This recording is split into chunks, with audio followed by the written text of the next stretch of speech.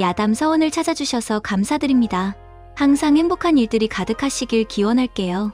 그럼 야담 사원 이야기 지금 시작합니다. 옛날 조선시대 경상도 어느 산골 마을에 옹천이라는 처녀가 살고 있었습니다. 생김새는 꽤 단정하고 눈매가 또렷했으나 옹천이에게는 한 가지 흠이 있었지요. 바로 입술이 갈라진 언청이었답니다. 그 때문에 말할 때마다 쉬 소리가 새어나와 듣는 이의 마음을 불편하게 했고, 웃을 때면 갈라진 입술이 더욱 벌어져 보는 이들이 눈길을 돌렸답니다. 그러나 옹천이의 심성은 참으로 맑고 고닫습니다. 부모님은 일찍 돌아가셨지만 어린 시절부터 부모님의 가르침대로 정직하게 살았고, 한 번 결심한 일은 끝까지 해내는 의지가 있었지요. 그 누구도 언청이 옹천이를 업신여기면 그저 웃고 넘길 뿐 원한을 품지 않았답니다. 옹천이가 17살이 되던 해 마을에 큰 장마가 들었습니다. 비는 열을 넘게 쏟아졌고 마을 앞내는 범람하여 하류에 있던 농토와 가옥들을 모두 휩쓸어 버렸지요. 그 물난리에 옹천이의 아버지, 어머니도 함께 떠내려가 버렸답니다. 아이고, 이 불쌍한 거. 부모도 없이 어쩌면 좋겠노. 그려 옹천이 어미아비는 그 해 큰 장마에 떠내려가 버렸다지. 에고 17살 배기 계집애가 어찌 살아갈꼬. 게다가 저리 얼굴에 흠까지 있으니. 마을 사람들은 초가삼간 집에 혈혈단신 남겨진 옹천이를 불쌍히 여겼습니다. 하지만 그 누구도 장기적으로 책임질 생각은 하지 않았지요. 다들 제 살림 꾸리기에도 바빴으니까요.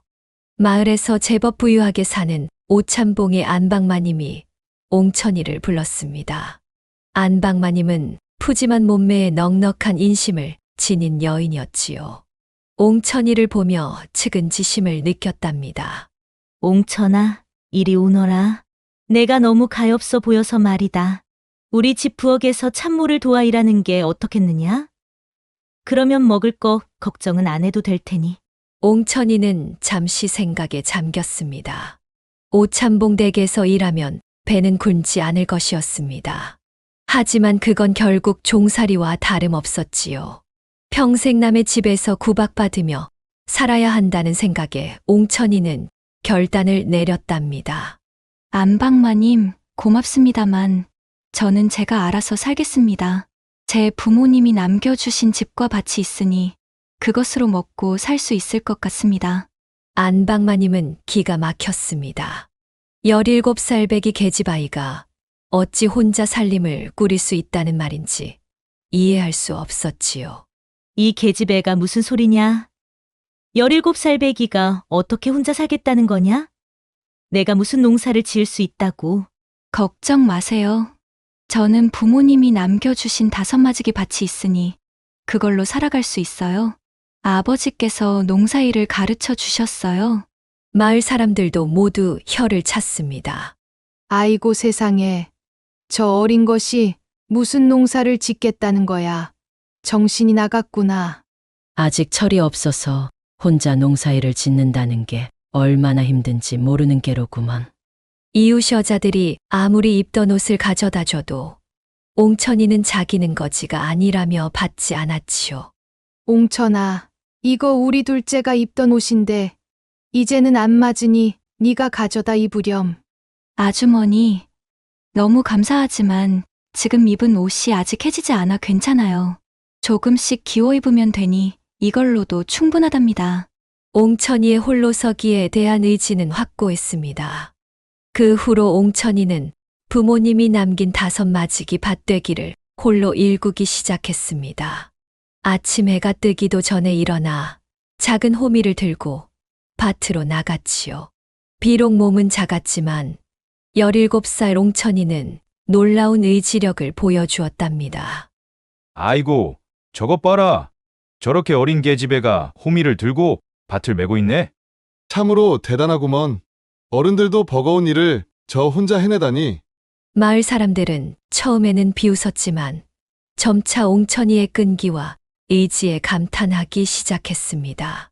옹천이는 마치 어른처럼 부지런히 일했지요. 보리를 심고 콩을 심어 추수했습니다. 겨울이 되면 그늘 치르는 집에 가서 허들의 일을 해주고 때로는 삭바느질도 해주면서 보릿고개에도 밥을 굶지 않았답니다. 아버지, 어머니, 저 잘 살고 있어요. 밭도 잘 가꾸고 있으니 걱정 마세요. 이 옹천이 혼자서도 홀로 일어날 수 있다는 거 꼭 보여드릴게요. 옹천이는 밤마다 하늘을 보며 부모님께 이렇게 말했습니다. 눈물이 핑 돌았지만 울지 않기 위해 애썼지요. 울면 더 외로워질 것 같았기 때문입니다. 이렇게 3년이 지나고 옹천이의 나이 19살이 되었을 때 그녀는 비록 화전 밭되기지만 농토를 조금씩 늘렸습니다. 더 이상 마을 사람들은 옹천이를 불쌍한 고아로 보지 않았습니다. 오히려 그 부지런함과 의지력에 감탄했지요. 저 옹천이 말이다. 참 대견하지 않느냐? 어린 나이에 혼자서 저렇게 살림을 꾸려가다니. 그려. 자기 땅이 벌써 8마지기가 넘었다더구나. 허나 저 언청이 입술로는 시집가기 어려울 게야. 가엾은 거. 그렇습니다. 옹천이가 아무리 부지런하고 살림을 잘 꾸려나가도 그 언청이 입술은 언제나 그녀의 발목을 잡았습니다. 나이를 먹을수록 힘이 세지고 농사일에 능숙해진 옹천이는 매년 겨울이면 한 마지기씩 논밭을 사들였지요. 온종일 농사일을 하고 저녁이면 콩불을 피워 삭바느질도 했답니다.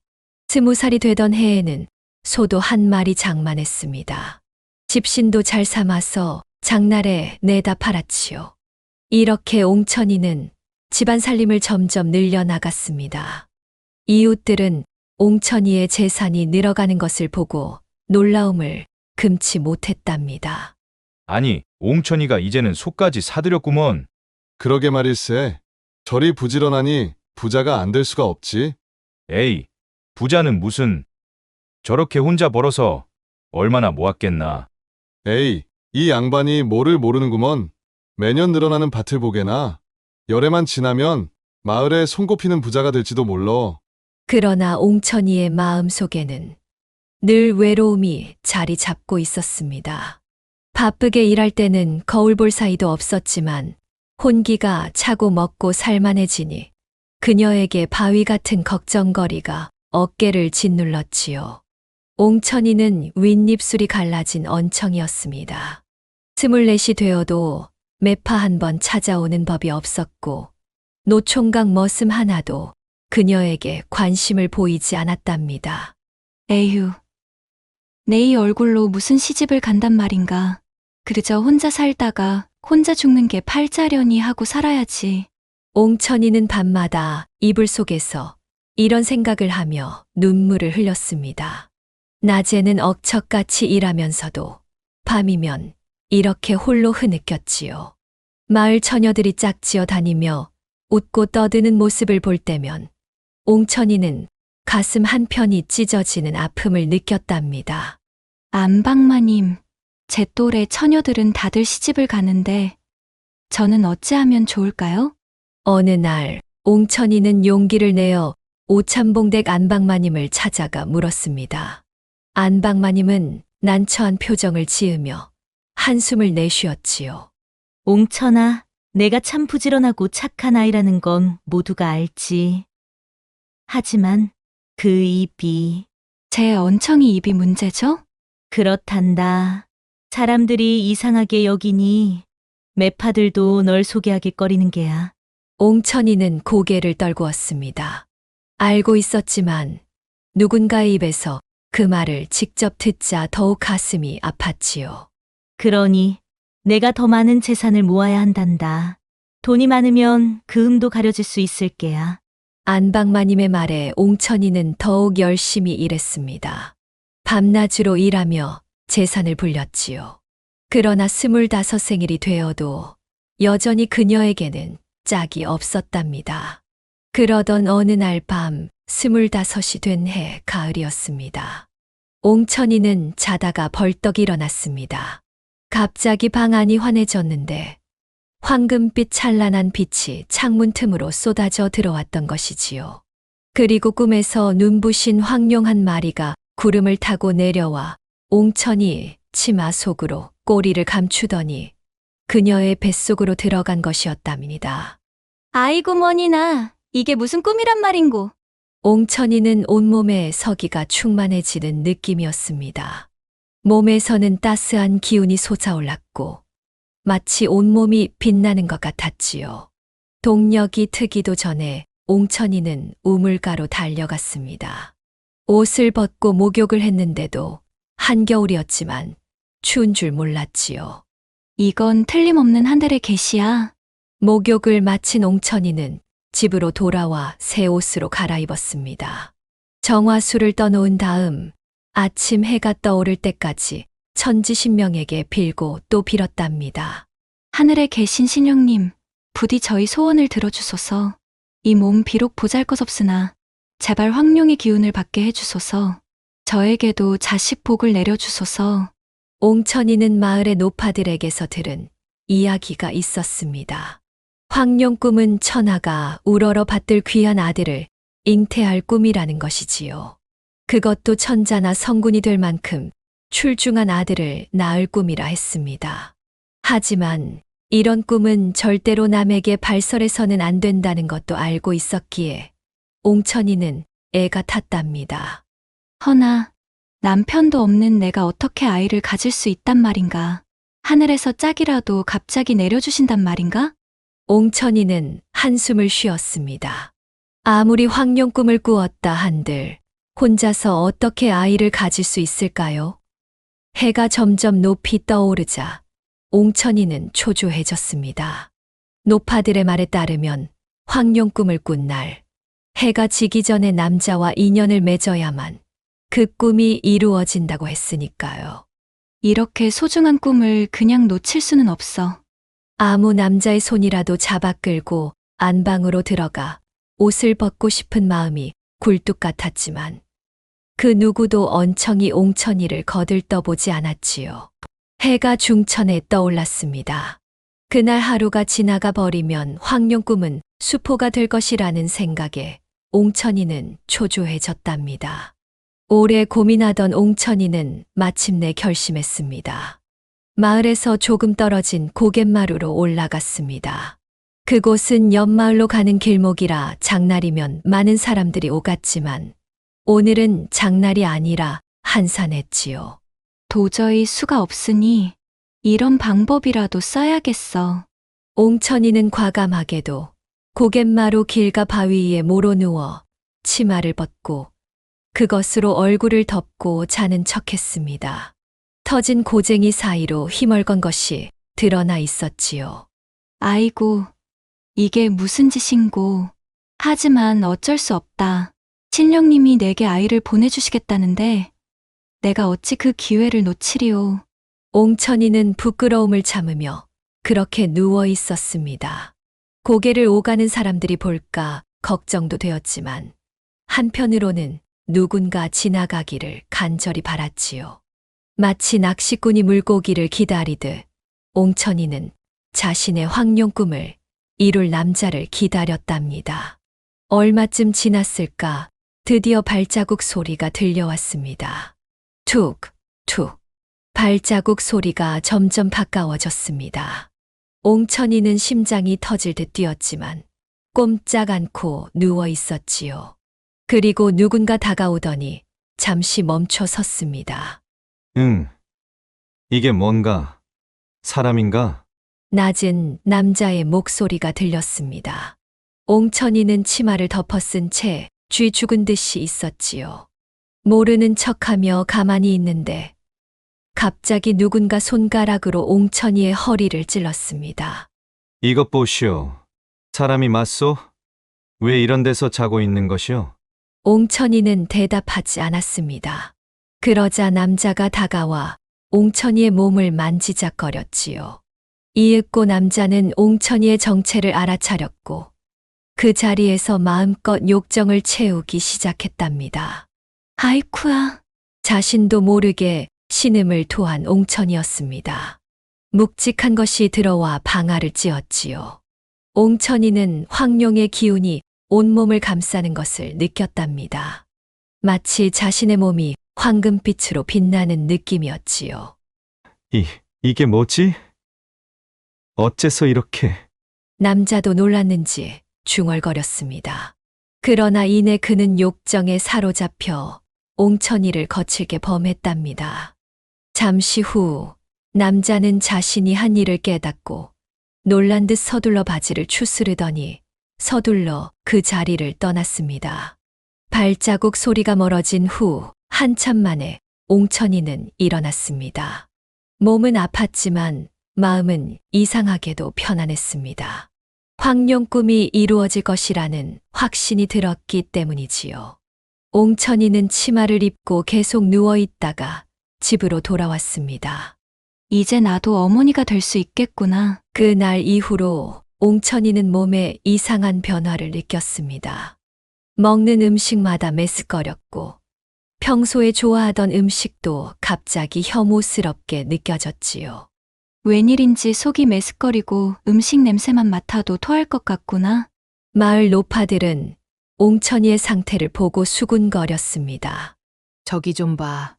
옹천이 몸이 달라진 것 같지 않소? 그러게 말일세. 혹시 아가 들어선 것이 아니여? 에이, 말도 안 돼. 저 언청이를 누가 건드렸겠어? 그렇게 세월이 흘러 10달이 지났습니다. 옹천이는 홀로 아이를 낳을 준비를 했지요. 마을의 산파를 불러 도움을 청했습니다. 아이고, 옹천아. 내가 어찌 아이를 가졌단 말이냐? 그저 하늘이 주신 선물이라 생각해 주세요. 산파의 도움으로 옹천이는 마침내 옥동자를 낳았습니다. 놀랍게도 아이는 언청이가 아니었고 오히려 잘생기고 총명했지요. 그의 눈빛은 마치 밤하늘의 별처럼 빛났고 갓난아이인데도 주변을 둘러보는 모습이 총명해 보였답니다. 마을 사람들은 옹천이가 어떻게 아이를 가졌는지 궁금해했지만 옹천이는 누구에게도 그 비밀을 말하지 않았습니다. 단지 황룡 꿈을 꾸었다는 이야기만 했지요. 저 계집이 웬 아이를 낳았대? 누구의 아이인지는 모른다고? 그려 혼자 사는 계집이 갑자기 아이를 낳았으니 마을이 발칵 뒤집혔지. 허나 그 아이가 보통이 아니라던데. 하늘에서 내려온 선동 같다고 하더구먼. 옹천이는 아들에게 상준이라는 이름을 지어 주었습니다. 하늘에서 내려온 준거리라는 뜻이었지요. 아들을 온 정성을 다해 키웠습니다. 농사일을 하면서도 틈틈이 아이에게 글을 가르쳤고 마을의 서당에 보내 공부도 시켰답니다. 상준이는 기대 이상으로 총명했습니다. 3살에 이미 글을 읽을 줄 알았고 5살에는 사서삼경을 줄줄 외웠지요. 마을 훈장님은 이 아이의 재능에 놀라 매일같이 가르쳤습니다.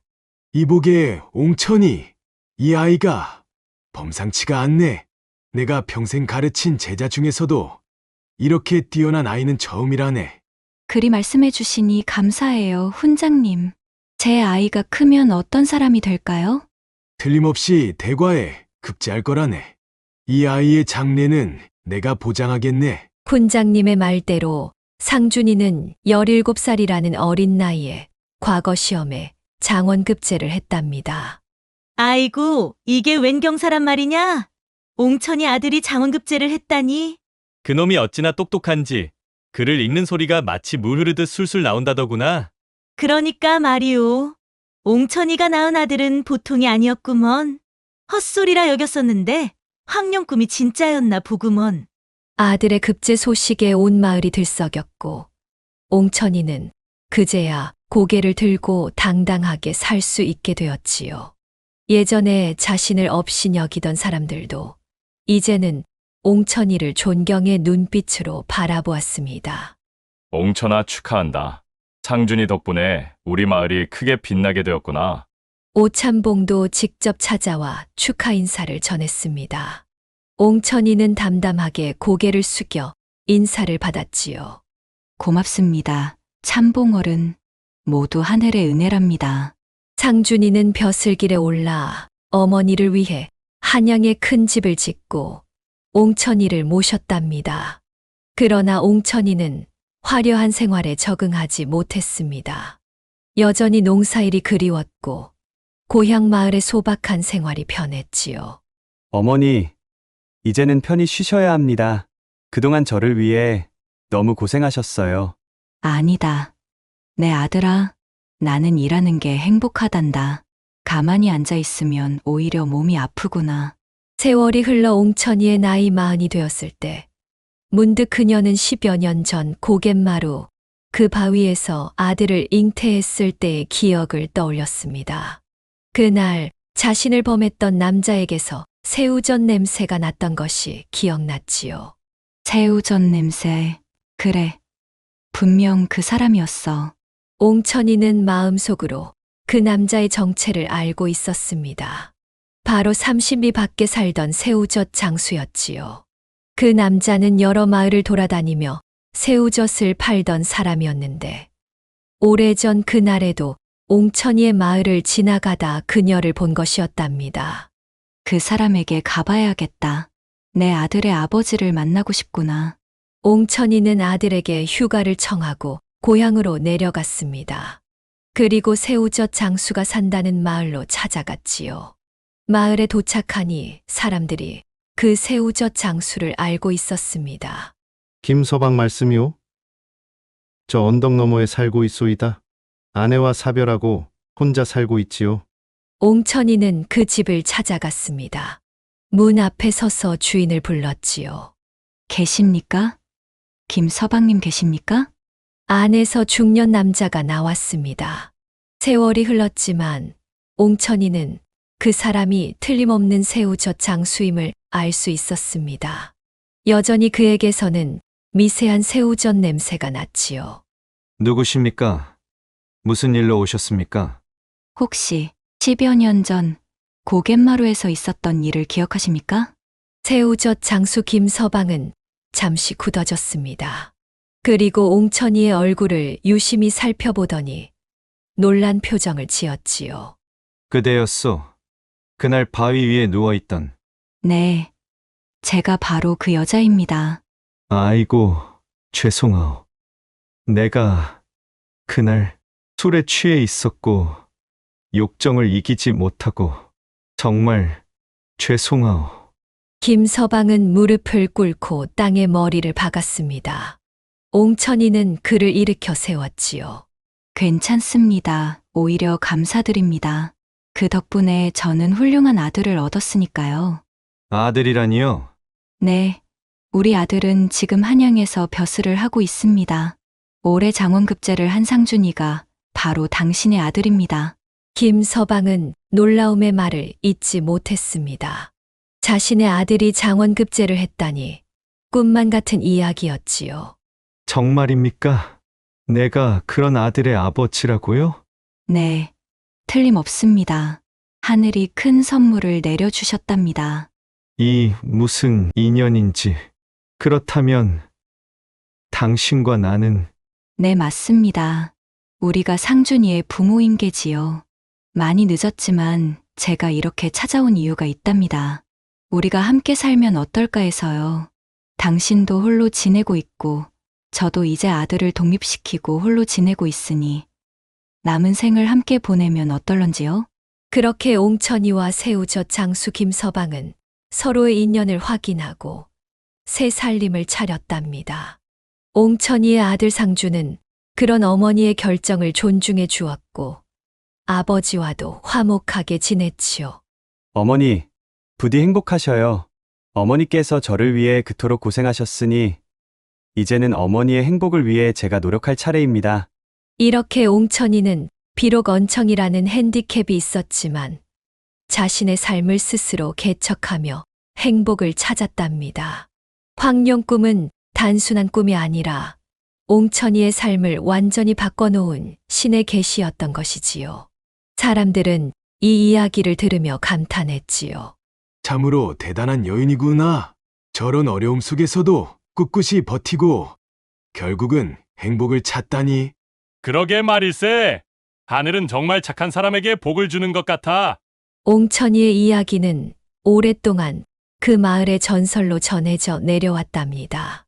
그리고 마을 사람들은 어려운 처지에 있는 사람들에게 옹천이의 이야기를 들려주며 희망을 전했답니다. 아무리 어려운 상황에서도 포기하지 않고 자신의 운명을 개척해 나간다면 언젠가는 행복이 찾아온다는 교훈을 말이지요. 옹천이와 김서방은 그 후로도 오랫동안 행복하게 살았다고 합니다. 비록 늦게 만났지만 서로에게 위안이 되어주며 남은 인생을 함께 했답니다. 김서방은 새우젓 장사를 그만두고 옹천이와 함께 농사를 지었지요. 둘은 서로의 부족한 점을 채워주며 조용하지만 행복한 삶을 살았답니다. 그리고 가끔씩 아들 상준이 고향에 내려와 부모님을 찾아뵐 때면 마을 사람들은 옹천이 가족의 행복한 모습을 보며 부러워했다고 합니다. 보게, 저 언청이 옹천이가 천하의 둘도 없는 행복을 찾았구려. 그래. 세상 일이란 참으로 알 수 없는 법이지. 옹천이는 황룡 꿈의 주인공이 되어 불가능해 보였던 자신의 꿈을 현실로 만들었답니다. 그녀의 이야기는 다음 이야기가 지금 시작됩니다. 구독과 좋아요는 큰 힘이 됩니다. 10월 상달, 아름드리 떡갈나무 잎이 우수수 떨어져 이리저리 바람에 쏠려딘 구는 쓸쓸한 음풍나루터에 외딴 주막이 있었습니다. 가을이 저물어갈 무렵 하늘은 울고 싶은 여인의 마음처럼 흐리고 쓸쓸했지요. 길게 누워버린 짧은 햇살마저 스산하게 느껴지던 그런 어느 날이었답니다. 주막에는 오가는 길손조차 없어 적적하기 그지없었지요. 음풍나루에 배가 드나든 지도 오래되었고 이제는 지나가는 길손마저 귀해진 지경이었답니다. 이 주막을 지키는 주모 황 씨는 44살의 나이에 홀로 주막을 지키고 있었습니다. 황 씨 주모는 어려서부터 얼굴이 무척 곱기로 소문났었지요. 18의 기생으로 팔려가 몸을 굽혔으나 남다른 재치와 기지로 스스로 몸값을 갚고 자유의 몸이 되었답니다. 그러고는 자신처럼 고생하는 기생들을 위해 전 재산을 털어 동기들의 몸값을 사주기도 했었지요. 그러다 30살의 과부가 되어 주막을 이어받았답니다. 황 씨 주모는 예전의 고운 얼굴은 주름살에 묻혔지만 아직도 늘씬한 몸매와 재치 있는 입담으로 찾아오는 손님들의 마음을 사로잡곤 했지요. 아이고, 오늘도 손님 한 명 없이 또 하루를 보내겠구먼. 황 씨 주모는 한숨을 내쉬며 청소를 마저 하려는데 문득 발소리가 들렸습니다. 주막 문이 열리며 한 나그네가 도포 자락을 휘날리며 불쑥 찾아들었답니다. 어서 오세요, 손님. 주모는 반가움에 얼굴이 환해지며 나그네를 맞이했습니다. 늙음하게 홀로 주막을 지키는 주모에게 나그네의 방문은 그야말로 천금 같은 일이었지요. 그 나그네는 키가 훌쩍 큰 30대 남자였습니다. 눈매가 날카로웠지만 입가에는 미소가 어려 있었고 몸에서는 강인함이 느껴졌습니다. 오랜 노정의 흔적이 묻은 도포였지만 그 풍채는 범상치 않아 보였지요. 이 나그네는 살기등등했으나 유별나게 입담이 뛰어났습니다. 성은 김씨요. 이름은 한결이라 했지요. 그는 젊은 시절부터 방방곡곡을 떠돌아다니며 산전수전 다 겪은 인물이었답니다. 18배 집을 나와 떠돌이 생활을 시작한 그는 19에는 장사꾼의 짐꾼으로 20살에는 노름판의 패거리로 25에는 산적의 부하로 지내기도 했었지요. 그러다 한양에서 만난 한 양반의 눈에 들어 글도 배우고 무예도 익혔다고 합니다. 그 양반이 영모죄로 잡혀가자 그도 함께 도망다니며 온갖 풍파를 겪었지요. 나그네는 눌러쓴 갓을 슬쩍 올리며 입을 열었습니다. 주모, 내 하룻밤 자고 가리다. 옥부나 객방에 군부를 지피거라. 나그네의 말이 떨어지기 무섭게 주모가 소리쳤습니다. 부엌에서 일하던 옥분이는 곧장 객방으로 달려가 군부를 지폈지요.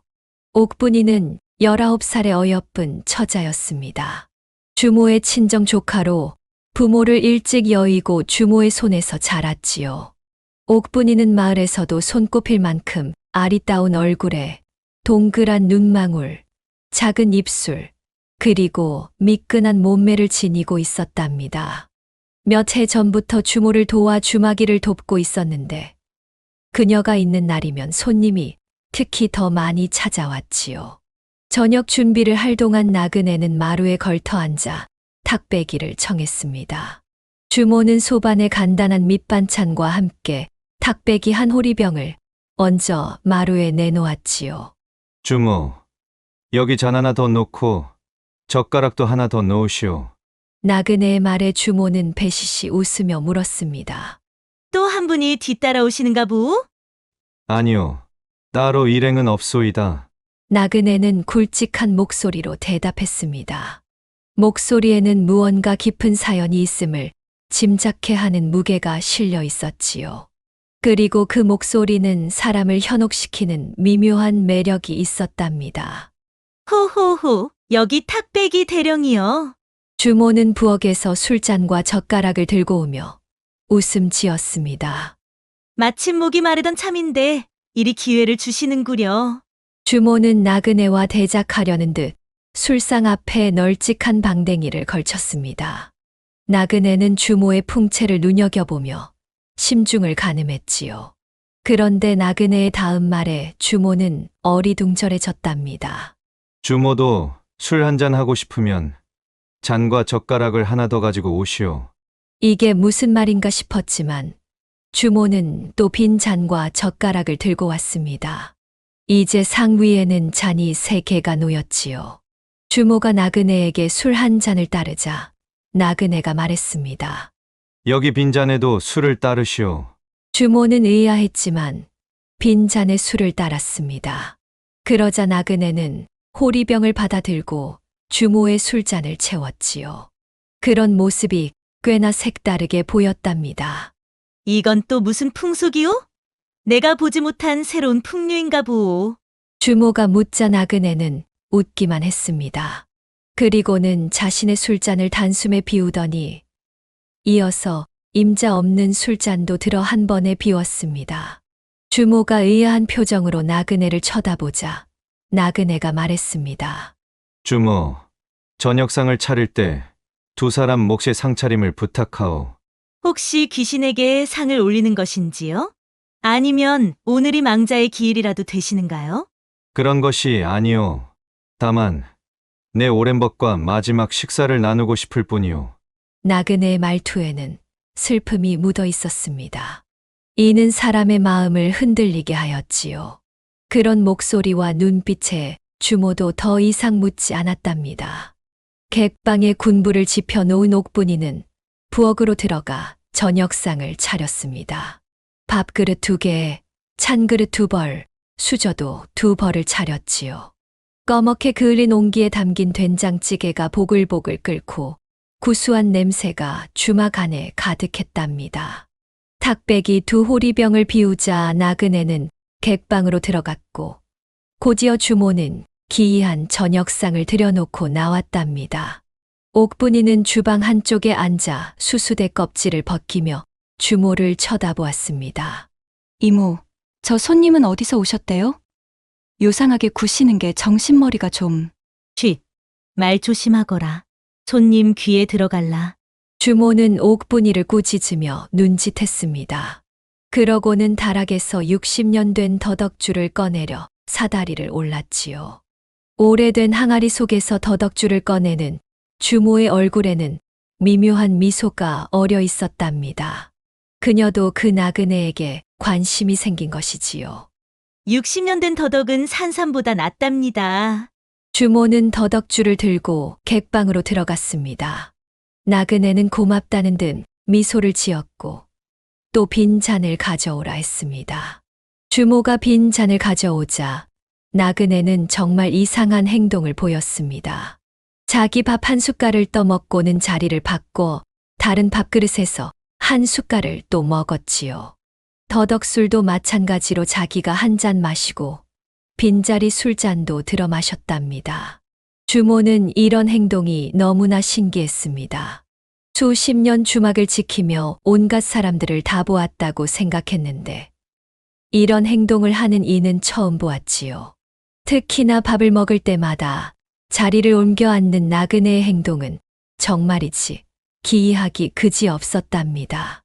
그대는 참으로 기이한 습관을 지니셨소이다. 주모가 조심스레 말을 건넸습니다. 나그네는 말없이 밥을 먹다가 고개를 들었지요. 이런 모습이 우습게 보이시오? 아니, 그런 것이 아니고 다만 궁금할 따름이지요. 주모는 참다 못해 물었습니다. 손님, 무슨 사연이라도 있으신게요? 나그네는 잠시 침묵하다가 깊은 한숨을 내쉬었습니다. 그리고는 주모를 바라보며 말을 꺼냈지요. 세상에 이토록 많은 인연이 있지만 진정한 벗이란 이리도 귀한 것이오. 내게는 그런 벗이 있었지요. 벗이라 필경 그리운 벗이 계신 게지요? 그렇소.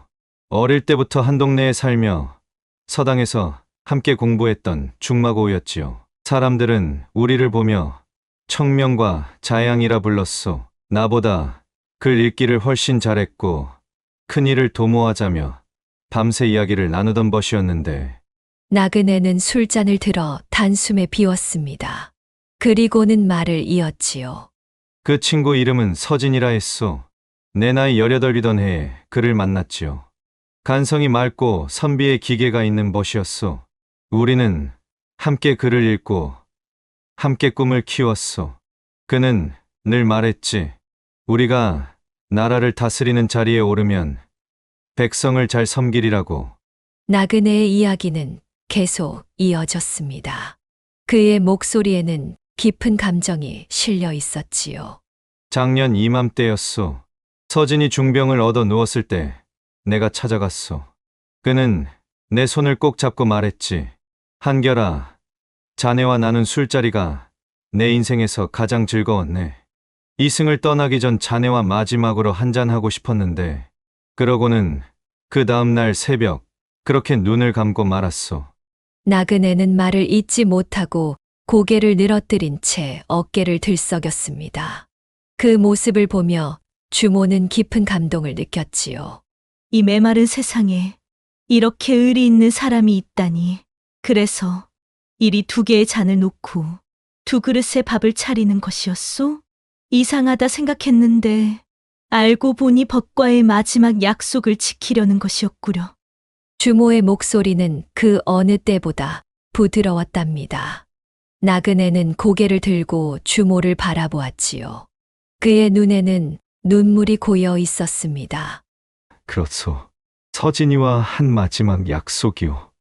내가 어디를 가든 그의 자리를 마련하고 그와 함께 음식을 나누기로 했소.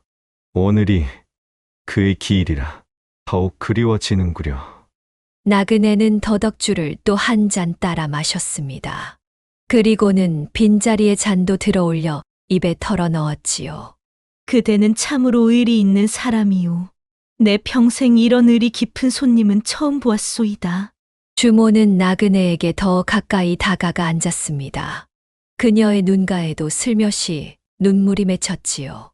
주모는 자신의 젊은 시절 잃어버린 사랑을 떠올리며 가슴 한켠이 아려왔답니다. 23세 만나 사랑했던 젊은 상인은 외적의 침입으로 목숨을 잃었고 그녀는 그의 마지막 모습조차 보지 못했던 것이지요. 세상에 이런 의리가 있으니 인간 세상도 아직 살만하구려. 주모는 누구 그리운 이가 없소? 나그네의 물음에 주모는 잠시 망설이다 자신의 이야기를 풀어놓았습니다. 젊은 시절의 아픔과 그리움, 그리고 홀로 주막을 지키며 살아온 외로운 세월에 대해 말이지요. 두 사람의 대화는 깊어졌고 밤은 점점 더 깊어갔답니다. 옥분이는 잠시 들어와 상을 치우고는 다시 나갔습니다. 빈 그릇을 들고 나가는 옥분이의 모습을 보며 나그네의 눈빛이 이상하게 빛났지만 주모는 그것을 알아채지 못했지요. 이 더덕주는 정말 향이 좋구려. 주모의 솜씨가 아니면 이런 맛을 낼 수 없을 것이오. 과찬이십니다. 이것은 제 선친께서 담그셨던 것이지요. 60년이 넘은 귀한 술이랍니다. 그런 귀한 술을 내게 내어주시니 황송하기 그지없소. 이 술이라면 내 벗도 만족할 것이오. 두 사람은 더덕주를 나누어 마시며 이야기를 나누었습니다. 술이 거나해질수록 나그네의 표정은 더욱 애틋해졌고 주모의 얼굴도 붉게 달아올랐지요. 주모, 오늘 이렇게 벗을 위해 자리를 마련해주고 귀한 술까지 내어주시니 내 어찌 그 은혜를 잊겠소. 나그네는 주모의 손을 슬며시 잡았습니다. 주모는 놀라지 않고 오히려 그 손을 마주 잡았지요. 세상 인정이라곤 찾아보기 힘든 이 쓸쓸한 나루터에서 이리도 정이 깊은 사내를 만난 것은 큰 행운이라 여겼답니다. 손님께서 찾아오셔서 이 적막한 주막에 온기를 불어넣어 주시니 오히려 내가 고마울 따름이지요. 두 사람의 눈빛이 마주쳤습니다. 오랜 세월 홀로 살아온 주모의 가슴에 잊고 있던 그리움이 꿈틀거렸지요. 나그네 또한 주모의 풍채와 정감 어린 모습에 마음이 흔들렸습니다. 주모, 내 오늘 밤 그대와 함께 있고 싶소. 나그네의 말에 주모는 잠시 머뭇거렸습니다. 하지만 이내 고개를 끄덕였지요. 술이 잔뜩 취한 나그네와 주모는 그만 호롱불을 끄고 옷을 벗어 던졌습니다. 30대의 건장한 나그네와 40대의 농익은 주모가 뜨거운 정을 나누었지요. 나그네의 거친 손길은 주모의 몸을 타고 오르내렸고 주모의 달콤한 숨결은 나그네의 귓가를 간지러 폈답니다. 두 사람은 온 방을 헤집고 다니며 가쁜 숨을 토하다가 이내 지쳐 잠이 들었지요. 이보시오. 이리 오랜만에 남자의 품을 느끼니 가슴이 벅차 오르는구려. 주모는 나그네의 가슴에 머리를 기댄 채 행복에 젖은 목소리로 말했습니다. 나그네는 주모의 머리를 쓰다듬으며 웃었지요. 주모도 참으로 정이 많은 분이오. 내 오늘 밤 큰 위로를 받았소. 하지만 나그네의 눈빛은 이미 다른 생각으로 가득 차 있었습니다. 그는 주모가 잠든 것을 확인하고는 살며시 일어났지요. 방 안을 둘러보며 무언가를 찾는 듯 했답니다. 주모가 가진 것이라면 그리 많지는 않을 터. 하지만 이 60년 된 더덕주를 보아하니 어딘가에 재물이 숨겨져 있겠지. 나그네는 주모의 방을 조용히 뒤지기 시작했습니다. 옷가지와 이부자리 사이 다락방의 구석구석을 살폈지만 눈에 띄는 것은 없었지요. 그때 문득 옥분이가 생각났습니다. 그렇지.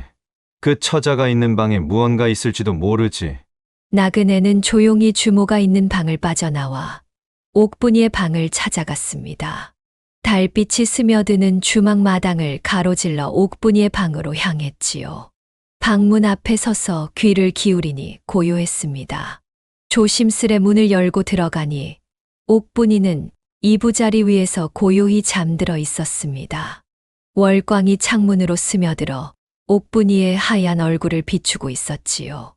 옥분이의 이불이 반쯤 벗겨져 있어 젊은 처자의 늘씬한 몸매가 드러나 있었습니다. 나그네는 잠시 그 모습에 넋을 잃고 바라보았지요. 재물도 좋지만 이런 아리따운 처자를 두고 가기는 아깝구나. 나그네는 슬그머니 옥분이의 이부자리 속으로 들어갔습니다. 그리고는 옥분이의 입을 손으로 막았지요. 깜짝 놀라 눈을 뜬 옥분이가 버둥거렸지만 나그네는 거칠게 그녀를 누르고 말했습니다. 쉿, 소리 지르면 큰일을 치르게 될 게다. 가만히 있는다면 해치지는 않을 터이니 얌전히 굴거라.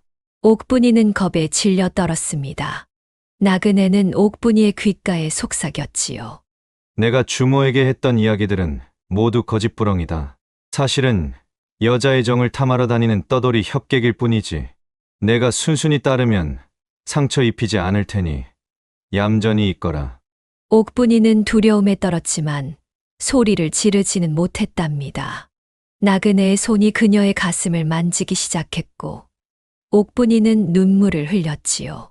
한편 새벽 딸기 울 때 소피를 보려 일어난 주모는 나그네가 없어진 것을 알았습니다. 처음에는 화장실에 간 줄 알았지만 방 안에 나그네의 짐도 사라진 것을 보고 이상한 낌새를 느꼈지요. 이상하구나. 밤새 정을 나누고도 인사도 없이 가다니. 주모는 옷을 챙겨 입고 나그네를 찾아 이 방 저 방을 찾아다녔습니다. 그러다 문득 옥분이가 걱정되어 그녀의 방으로 향했지요. 옥분아, 일어났니? 대답이 없자 주모는 불안한 마음에 방문을 활짝 열었습니다. 그리고 그녀가 본 광경은 충격 그 자체였지요. 아니 이게 웬일입니까? 발가벗은 옥분이 위에 올라탄 나그네가 뻔뻔하게 말했습니다. 벗과 나는 모든 걸 함께 하기로 했으니 내 그 약속을 지키고 있는 중이오. 그래서 내 여기서 한 판 더 벌이고 있는 중이라오. 주모는 그 순간 자신이 얼마나 어리석었는지 깨달았습니다. 나그네의 슬픈 이야기, 의리 깊은 모습, 그 모든 것이 거짓이었던 것이지요. 그저 여인의 몸을 탐하기 위한 연극에 불과했답니다. 이 천하의 개만도 못한 놈아! 주모는 분노에 차서 방 한켠에 있던 장작개비를 집어들었습니다. 그리고는 나그네를 향해 휘둘렀지요. 아이고! 이게 무슨 짓이오? 나그네는 놀라서 뒤로 물러났지만 주모의 분노는 쉽게 가라앉지 않았습니다. 주모는 계속해서 장작개비를 휘두르며 나그네를 쫓아냈지요. 당장 내 주막에서 사라져! 다시는 이 근처에 얼씬도 하지 말거라! 내 놈 같은 파렴치 않은 이 세상에 살 자격도 없다! 나그네는 급히 옷을 주워 입고 주막을 빠져나갔습니다. 옥분이는 이불을 끌어당겨 몸을 가린 채 흐느꼈지요. 이모, 미안해요. 저놈이 저를 겁박하는 바람에 어쩔 수 없었어요. 아이고, 우리 옥분아. 미안하다. 내가 그런 나쁜 놈을 집에 들였구나. 내 잘못이 아니다. 주모는 옥분이를 끌어안고 함께 울었습니다. 두 여인은 한동안 그렇게 서로를 위로하며 아침을 맞이했지요. 며칠 후 마을 장터에 나간 주모는 흥미로운 소문을 들었습니다. 그 나그네가 인근 마을에서도 비슷한 수법으로 여러 여인들을 속였다는 것이었지요. 친구를 위해 2개의 밥그릇을 차리고 2개의 술잔을 놓는다는 이야기로 여인들의 마음을 사로잡은 후 그들의 재물이나 몸을 탐하고 사라졌다는 것이었답니다. 아이고, 내가 정말 어리석었구나. 그런 거짓말에 속아 넘어가다니. 주모는 깊은 한숨을 내쉬었습니다. 하지만 이내 마음을 다잡았지요. 하지만 이제는 알았으니 다시는 그런 자에게 속지 않으리라. 옥분이도 이 일을 교훈 삼아 더 단단해지길 바라야지. 그렇게 주모는 다시금 일상으로 돌아갔습니다. 음풍나루의 외딴 주막은 여전히 오가는 길손이 드물었지만 주모와 옥분이는 서로를 의지하며 굳건히 지켜나갔답니다. 한편 의리의 가면을 쓴 나그네 김한결은 또 다른 마을로 향했습니다. 그의 입가에는 여전히 교활한 미소가 머물러 있었지요. 다음 마을에서는 어떤 이야기를 들려줄까? 아, 이번에는 전쟁터에서 형제를 잃은 이야기는 어떨까? 아니면 병든 노모를 위해 약을 구하러 다니는 효자의 이야기? 그는 혼잣말을 중얼거리며 길을 재촉했습니다. 그렇게 의리라는 가면을 쓴 나그네의 악행은 계속되었답니다.